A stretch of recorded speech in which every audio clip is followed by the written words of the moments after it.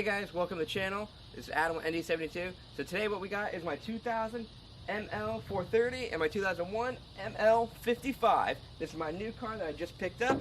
So what we're going to do today, I'm going to try to tell you the difference and show you a little bit of what the big jump from a ML430 was to an ML55. Because back in the day, this was basically a $20,000 upgrade from one to the other. So we're going to try to cover basically the body, a little bit stuff like that, some of the interior stuff, and the big thing is basically the engine. That makes a huge difference, because if you guys remember, this at one point was the world's fastest SUV, and that says a lot, even about Mercedes. A lot of people don't even know about the ML55. They just think about these cars as two soccer mom cars, but we're going to go over it. So we're going to start with the big thing that set these apart was the motor. So they're both ML11.3s. Sorry about some stuff removed about this. I was just doing a little bit of maintenance on this one. So they're both ML11.3 motors.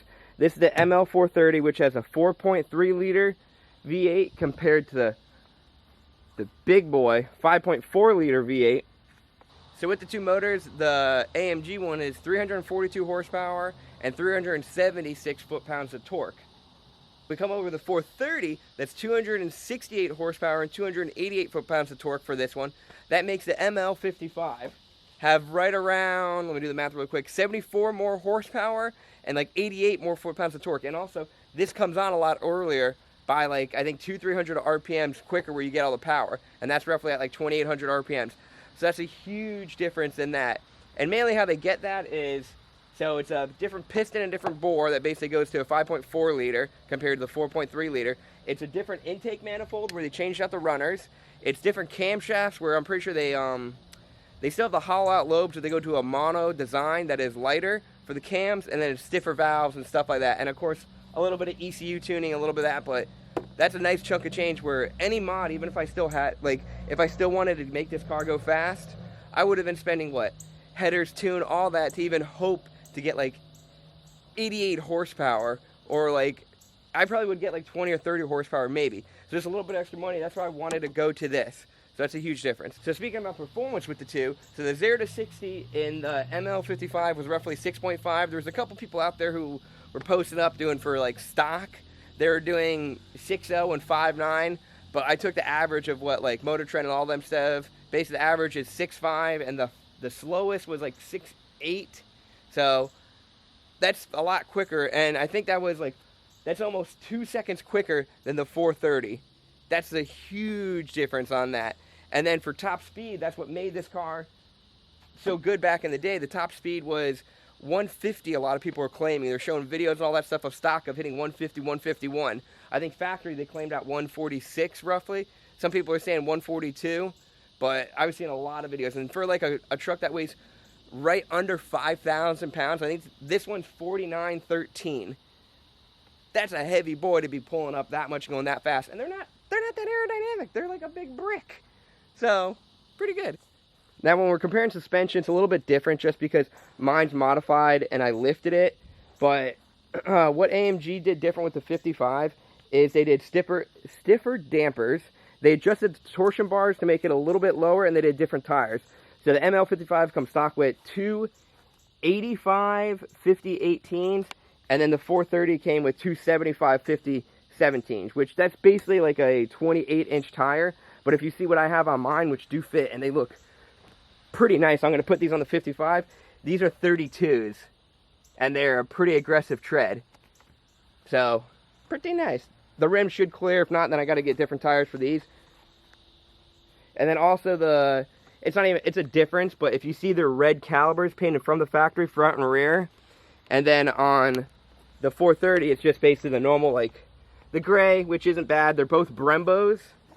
They're both 4-piston Brembo calipers, which are phenomenal. They're the same things that come on like the CLK 500 and the CLK 55s, the W209, so they're good. The only difference that they do in the brakes in between them is, I'm 99% sure these are 13.6 fronts and 13.5 rears, and that's 0.5 more than these for rotors, and that's it. So you just get a 0.5 millimeter bigger rotor, which is, I don't think you really even notice it from just looking at it, but still a nice little thing to help you brake a little bit better. Oh, and also a little fun fact, so these got hood shocks. So if yours break like they did on the 430, you could actually pop it open and go right there, and it'll still hold the hood up. So now if we're talking about the body, so to the untrained eye, they might look almost identical, but once I start pointing out things, you'll start noticing a huge difference. So starting off simple is, well, the grill. But you literally could just take that grill and put it on there. It's vice versa. It's not a big even difference. The huge thing is the hood. If you notice, so this hood is basically flat. These got what they call, I think they were called speed strips. They put them also in the SLK and a couple of the other cars, which it just gives it a little pop. See little bumps? Ooh, little pops. And clearly the front bumpers are different. You can see how they come with the integrated fog lights. They got the front windshield washers. And then the 431 is just very basic if you don't count this that came factory with it. But I could easily like take that off and put it on there if I wanted to.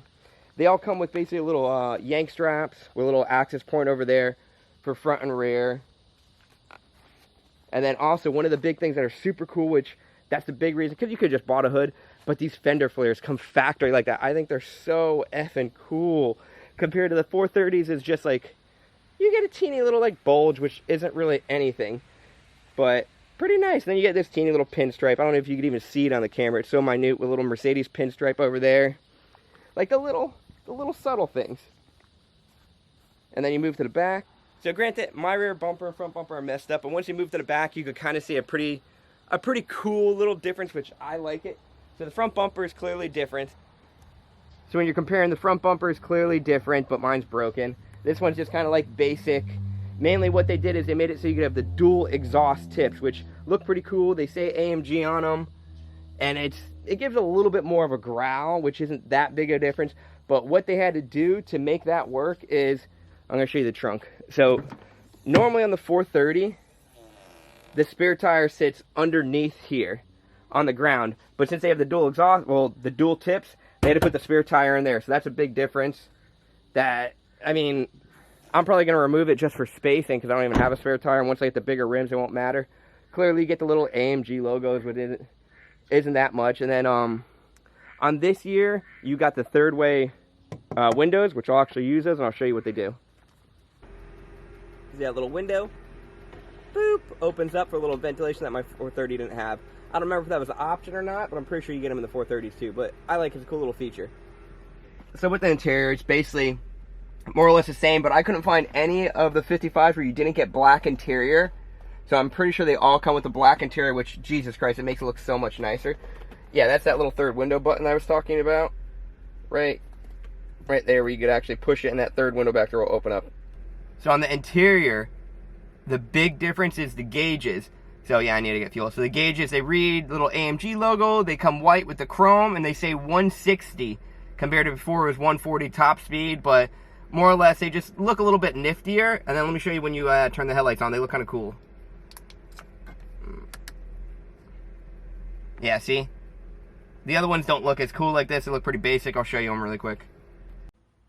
Yeah, see the 430 ones, it just kind of goes up to 140 and they're very basic. They don't say AMG, they don't look anything cool. Also, so the steering wheel, these just come with the normal leather ones. And I'm pretty sure you get the option of the wood grain, but geez, the wood grain over there makes it look night and day difference and cool. And as you see with this gray interior, sorry I got like all cracked in this car too, but I mean the gray just doesn't look anywhere as nice as the black. They both come with factory memory seats where you can move it and push in an electric and all that stuff. The control panels are more or less the same, where you got windows that go up and down. You got your heated seats, your ESP, but this one doesn't have the third window option. And you get navigation in the 430 and in the 55 standard. I think it's the 320 that you don't. I mean, you just see how much like nicer the black looks. And then also in both of them, you get this cool little handy dandy safe underneath the seat. So you got there and it locks up and you can push the button and it opens it up. Both of them have that, so you can store a little boom boom stick, some cash or whatever. And most people don't even know there's a safe underneath the seats. Not bad. The rear on both is basically same standard, nothing too much in there. So I was trying to do the outro before it got dark, but there was things going on and it started raining, so I'm going to try and knock this outro out really quick. So basically those are the two, like, all the big differences that I noticed and I remember about the cars, about the ML55 and the ML430. The other big thing is why this car was so hard for me to find. It's kind of a rare car. When I tried to look it up, it was basically only 3,000 of them built, and only 1,500 came to the United States. And they were built in Alabama, so the nickname, some people call them like an Alabama trash can. But I mean, I am super happy with it. I can't wait to start modifying it. I'm going to be kind of like, not really, I'm kind of going to be gutting, but putting that car back to stock. So I'm going to be taking the tires off it, taking the suspension, like I got shocks, all this other stuff for it, start jacking this one up, remove those bumpers, put some cool stuff, put the hitch on there. That's another cool thing that I got to show you, how to actually put a hitch on these cars. It's literally probably the world's simplest thing because Mercedes made it for there. There's an access panel on there, you pop it open, 4 bolts, bam.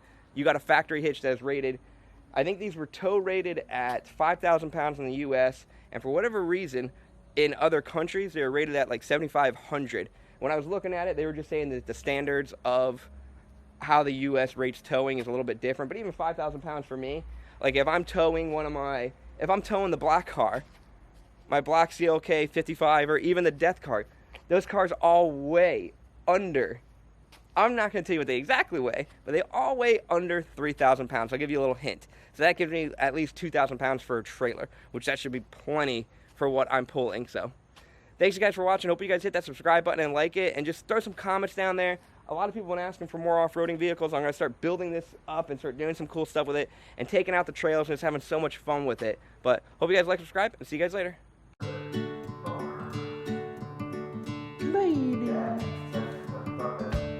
Wake up, wake up.